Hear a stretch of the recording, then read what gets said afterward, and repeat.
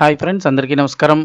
రాష్ట్రమంతా shock. Akividu రామాలయంపై supreme court సంచలన తీర్పు. అసలు ఏం జరిగింది, ఏంటి వివరాలు తెలుసుకుందాం. వీడియో పూర్తిగా చూడండి, అలాగే తప్పకుండా లైక్ చేయండి.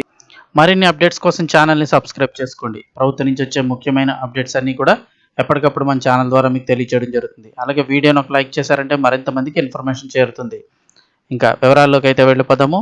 గత కొద్ది రోజులుగా నలుగుతున్నటువంటి ఆకివీడు రామాలయం ఘటనపై ఇప్పుడు ఆ వివాదంపై సుప్రీంకోర్టు సంచలన తీర్పు అయితే ఇచ్చింది.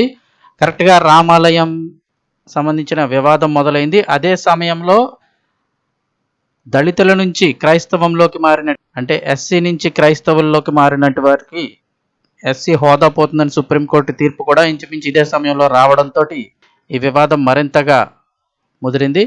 ఇప్పుడు ఈ వివాదంపై సుప్రీంకోర్టు కీలక తీర్పు ఇచ్చింది. పశ్చిమ గోదావరి జిల్లా ఆకివీడిలో గత కొంతకాలంగా రామాలయ నిర్మాణం విషయంలో నెలకొన్న ఉద్రిక్తతలకు సుప్రీంకోర్టు తాత్కాలికంగా పులి స్టాప్ పెట్టింది. ఈ వ్యవహారంపై విచారణ చేపట్టిన అత్యున్నత న్యాయస్థానం అత్యంత కీలక ఆదేశాలు జారీ చేసింది. ఆలయ ప్రాంగణంలో భవనాల కూల్చివేతైనా లేదా కొత్త నిర్మాణాల ప్రారంభమైనా ఖచ్చితంగా ప్రభుత్వం ముందస్తు అనుమతులు ఉండాల్సిందేనంటూ స్పష్టం చేసింది.